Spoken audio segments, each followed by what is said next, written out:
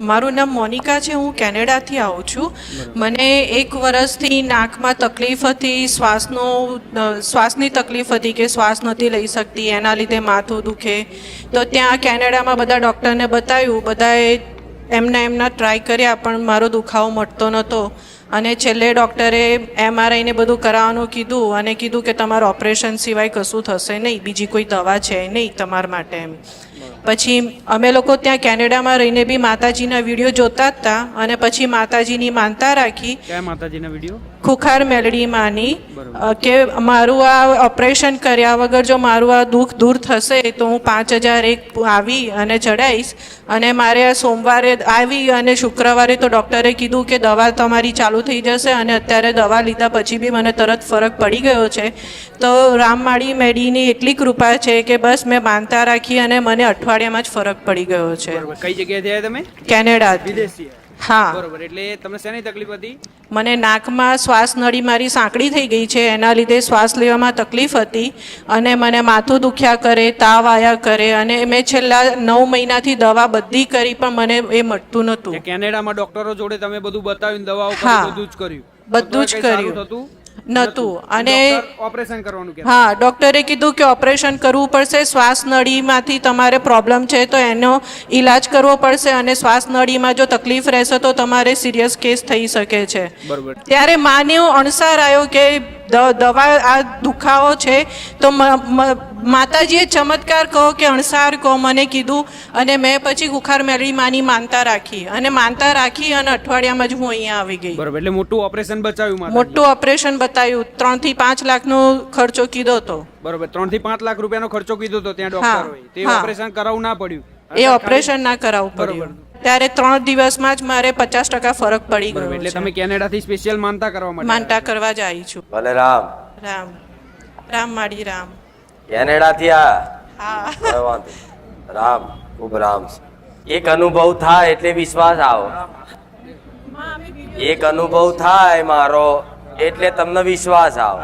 વિશ્વાસ આવ્યા પછી બીજી કોઈ અરજી મૂકો તો એનો 100% વિશ્વાસ આવે કે જો આટલું કામ મારો આટલા દિવસમાં કરી દેતી હોય તો તારી પર મને ભરોસો કે મારી આ ઈચ્છા તું પૂરી કરી આલીશ, એનો વિશ્વાસ કે સપનામાં આવીએ. ભલે આવ રામ. શું કીધું તું સપનામાં? એમને બસ સપનામાં આવીને અણસાર આપી દીધો. અમે રોજ વિડીયો જોઈએ છીએ, રોજ માની આરતી કરીએ છીએ, અગરબત્તી કરીએ છીએ અને કામ ધંધે જતા પહેલાં એ જ કહીએ કે માં તમે આગળ રહેજો, અમે બસ તમારી કૃપા દ્રષ્ટિ જોઈએ છે કે અમે કોઈ ખોટા રસ્તે ના જઈએ અને તમારા આશીર્વાદ છે જ છે માં. ચમત્કાર છે તમારી પાસે. કૃપા કહેવાય, કૃપા. ખૂબ રામ. મારા સાંભળાને જીવડાવું ખુખાર મેલડીની મોજડી.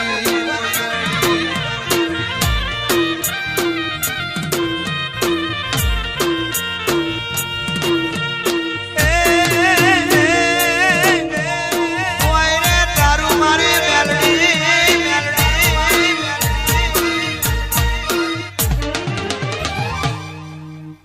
ઓયરે તારું રૂડાના સુગવાય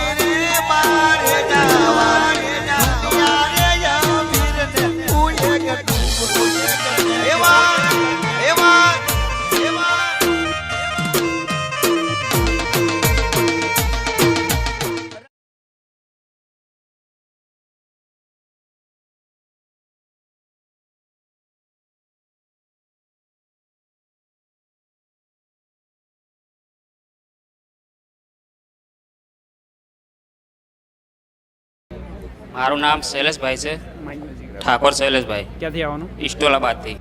તો માતાજીએ સપનામાં કીધું પહેલાં આ દીકરી, પછી એક દીકરો હતો એ ઓફ થઈ ગયો.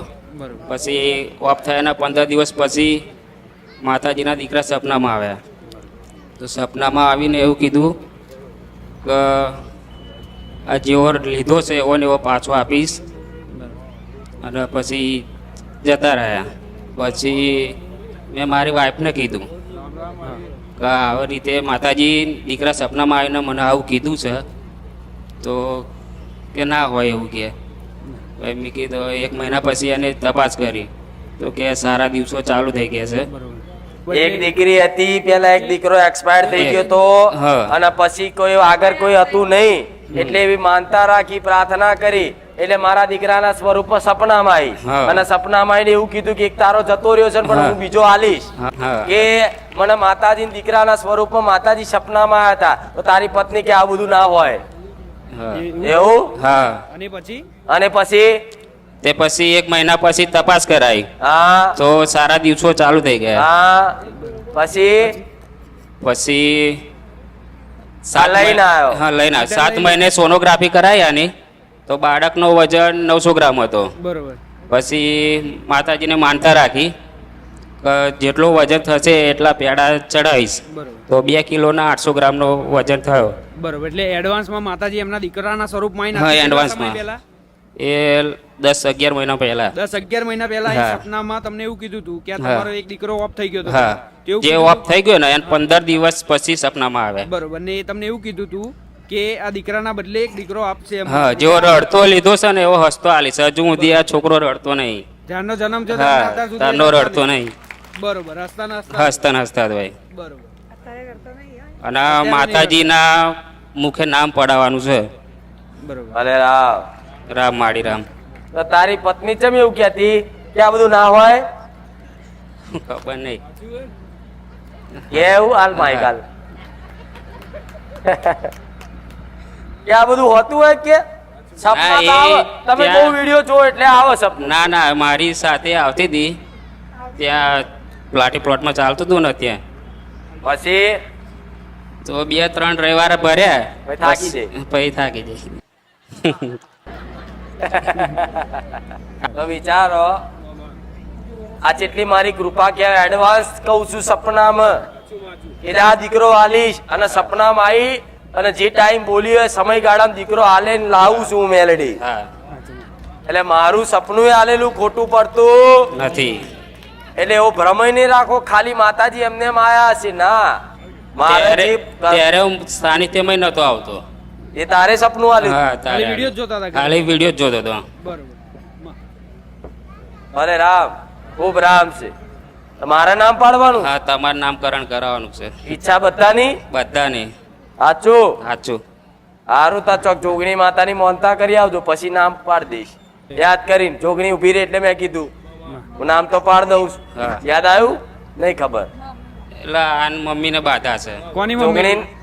તમારા મમ્મીને જોગણી માતાની એટલે એમ મારી સાસુની. માઈક આપો એમને. કોની માનતા છે?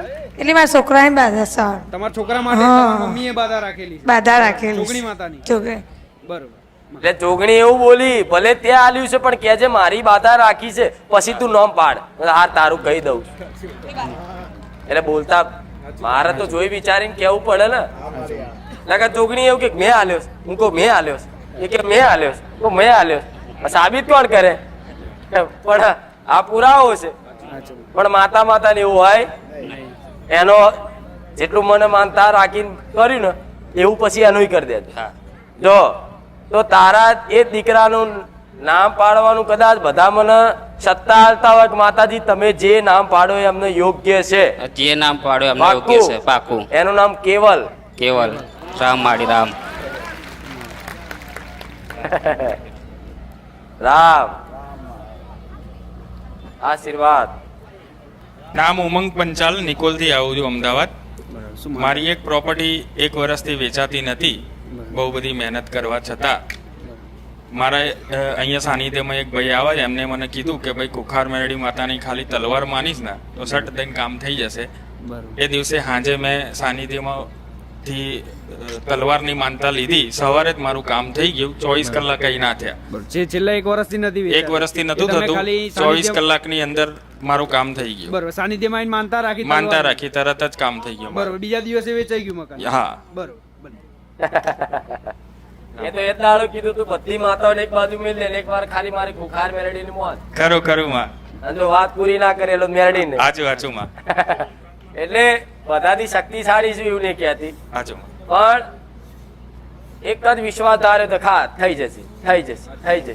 તો સમય એ કર્યા વગર ના આવે. ખરું માં હાજે તો મેં માનતા માનીને હવાર તો ભલે રામ, કઈ વાંધો નહીં. ખૂબ રામ છે. રામમાં ભલે રામ. હજુ આગળ માતા બધું બનાવશે ધીરે સારું સારું સારું સારું. અને રામ 81,000 રૂપિયા હારી ગયો હતો બરોબર. અને અમે વાળા ભાઈને મેં માતાજીની એવી માનતા રાખી કે મારી જો પૈસા ઓછા થઈ જાય તો હું તમને 5 કિલો પેંડાની માનતા રાખી હતી.